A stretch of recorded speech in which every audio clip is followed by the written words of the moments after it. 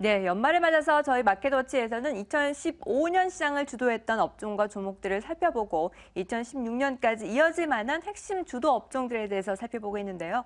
앞서 지주사들에 대해서 확인을 해봤습니다. 좀 더 세밀한 부분들을 파악해 보도록 하겠습니다. MTN프로의 박정석 전문가와 함께합니다. 안녕하십니까? 예, 안녕하세요.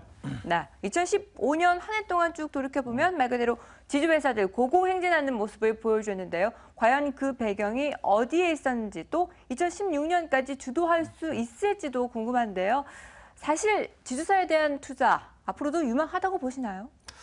예, 지주회사 전반적으로 내년도에도 괜찮다라는 이제 평가가 좀 주를 이루고 있는데, 올해 같은 경우에도 이제 유독 지주회사들의 주가의 움직임이 그 이전에 그 연도보다는 상대적으로 상당히 좋았었습니다.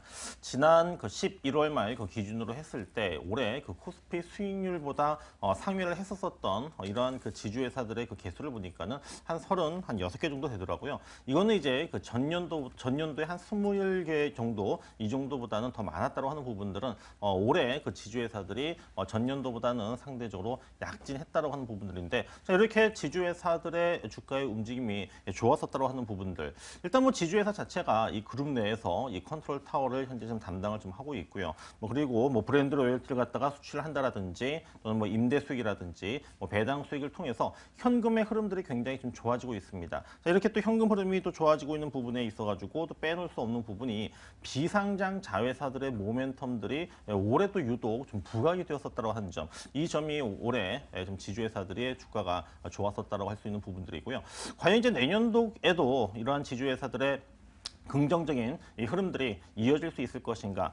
저는 이제 그 내년도 역시 마찬가지로 지주회사 전환을 위한 어떤 그 좀 법적인 측면 속에서 굉장히 좀 우호적인 환경들이 현재 좀 만들어지고 있고, 또 내후년 말에 이제 대통령 선거 과정이 있기 때문에 대통령 선거 과정 속에서는 경제 민주화라든지 이런 부분으로 인해서 어떤 지주회사 전환을 하기 위해서는 또 용이하지 않은 부분들이 있거든요. 그 전에 이제 그 지주회사로 그 전환하려고 하는 이러한 그 움직임들을 좀 보일 것으로 보이고요. 이것을 토대로 해서 어떤 전반적으로 지주회사 전환 이후에는 배당 성향이 증가했다고 하는 측면들을 본다면은 배당과 어떤 주가 상승을 그 동시에 일거양득할 수 있는 지주회사 투자 부분에 있어서는 내년에도 무난한 이러한 한 해가 될 것으로 보고 있습니다. 네, 내년에도 주주 회사들에 대한 정책도 더 효과적으로 나타날 것으로 파악이 되고 있고요. 주주 회사들에 대한 투자 전망도 맑음으로 나타나고 있습니다. 그 중에서도 CJ가 가장 높은 수익률을 보여주는 상황이었는데요. CJ그룹 안에서도 어떤 종목 중심으로 포커스를 맞춰야 될까요? 그렇다면? 예, CJ 같은 경우에는 이제 지주회사랑 그 자회사가 모두 상장되어 있는, 그래서 한국형 지주회사의 롤 모델이다, 이런 그 평가를 받고 있습니다. 그만큼 자회사들 간의 그 시너지 효과가 굉장히 좀 크게 발휘를 했고, 여러 이제 그 사업 분야가 있습니다만은 특히 콘텐츠 쪽에서의 그 CJ ENM이라든지 CJ CGV가 좀 다른 그 CJ 좀 그룹 내의 그 관련 종목들보다는 좀 더 좀 관심을 가지고 봐야 되지 않겠는가라고 좀 보고 있습니다. 네, CJ그룹 안에서는 CJ ENM과 CJ CGV에 주목을 해보자라는 의견을 제시해 주셨습니다. SK그룹도 좀 확인을 해보도록 하죠. 지배구조 개편에 대한 기대감, 또 M&A에 대한 기대감이 겹치면서 시장에 부각이 되고 있는 상황인데요. 어떻게 보시나요, SK는? 예, SK랑 이제 SKCNC가 이제 올해 합병을 했단 말이에요. 그래서 통합형 이제 지주회사가 이제 설립이 되면서 연간 한 7천억 정도의 좀 현금 흐름이 좀 그 만들어질 것으로 좀 전망이 되고 있고요. 그리고 LNG라든지 제약, 그다음에 반도체 소재, 반도체 모듈 등 이런 그 신성장 어떤 그 모멘텀들을 갖다가 지금 그 계속적으로 이제 그 포트폴리오를 좀 강화를 하면서 자사주 매입과 같은 이런 주주 환원 정책들이 진행이 된다고 본다면은 SK 그룹주들에 대한 전반적인 내년도 투자 역시 마찬가지로 좀 맑음의 어떤 기상도를 갖다가 좀 봐야 되지 않겠는가라고 좀 보고 있습니다. 네, 역시나 주주 환원 정책이 강화가 되게 된다면 기대해 볼만하다라고 SK그룹에 대해서도 설명을 해주셨습니다. 자, 그럼 롯데로 넘어가 보도록 하겠습니다. 역시 롯데는 호텔 롯데의 상장 이 이슈가 가장 핵심 이슈로 내년에 자리매김을 할 것으로 예상이 되고 있는데요. 그와 관련해서 어떻게 흘러갈까요? 예, 신동빈, 신동주 형제이 난 이후에 좀 롯데그룹에 대한 이제 관심이 상당히 좀 높아지고 있는 부분들인데요. 저는 이제 롯데 제과가 지금 그 주요 계열사의 지분을 갖다가 좀 상당히 좀 보유를 하고 있기 때문에 롯데 제과가 어떻게 보면 그 중심에 있을 가능성이 높지 않겠는가라고 보고 있습니다. 그리고 또 한일 그 롯데 제과의 어떤 그 유통 유통 그 채널 갖다가 뭐 같이 공유한다라든지 유통망을 갖다가 이제 같이 사용하면서 여기에 따른 뭐 시너지 효과도 좀 기대를 좀 해볼 수 있는 부분들이고요. 내년도 이제 호텔 롯데랑 롯데정보통신을 우선적으로 상장한다라고 이제 그 얘기를 했었던 만큼 이 두 종목에 대해서 상장 시에는 좀 관심을 가지고 좀 봐야 될 것 같습니다. 네, 호텔 롯데와 정보통신이 상장을 하게 된다면 관심 가져볼 만하다라는 전략을 제시해 주셨습니다. 자, 이렇게 많은 지주회사들이 있는데요. 그 중에서도 주목할 만한 핵심 종목들이 있다면 어떤 종목들이 있을지 좀 추려주시죠, 전체적으로. 예, 뭐 지주회사들이 뭐 굉장히 많이 있지 않겠습니까? 그래서 네. 뭐 한화라든지 뭐 SK, 뭐 LG, 뭐 여러 이제 그 지주회사들이 있는데 저는 좀 한화에 대해서 좀 관심을 좀 가지고 좀 봐야 되지 않겠는가라는 그런 생각을 해보는데요.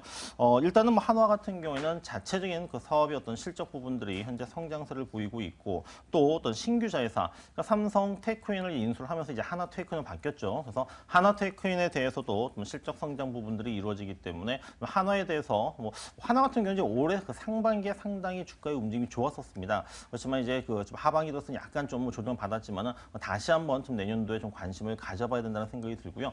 그 다음에 차선호주로 이제 본다면은 뭐 앞서 말씀드렸었던 SK를 좀 봐야 된다라고 생각 드는데 SK 같은 경우에는 이제 뭐 하이닉스를 갖다가 뭐 인수하면서 반도체를 갖다가 집중적으로 그 육성을 한다라고 했었지만은 저는 이제 그 이 바이오 어떤 그 신약 개발 쪽 그래서 자회사라고 할 수 있는 그 SK 바이오팜이 뭐 김현증제와 같은 이러한 그 8개 파이프라인을 현재 보유를 하고 있는데 특히 그 중에서도 지금 임상 2상 그 후기가 현재 진행되고 있는 이 뇌전증제를 갖다가 지금 2018년도에 출시를 목표로 하고 있습니다. 자, 이 제품의 시장 규모가 좀 1조 원 이상이기 때문에 내년도에는 이러한 좀 바이오 제약 부분에 있어서 좀 그 한 단계 좀 도약할 수 있는 SK에 대해서도 좀 관심을 가질 필요가 있다고 보고 있습니다.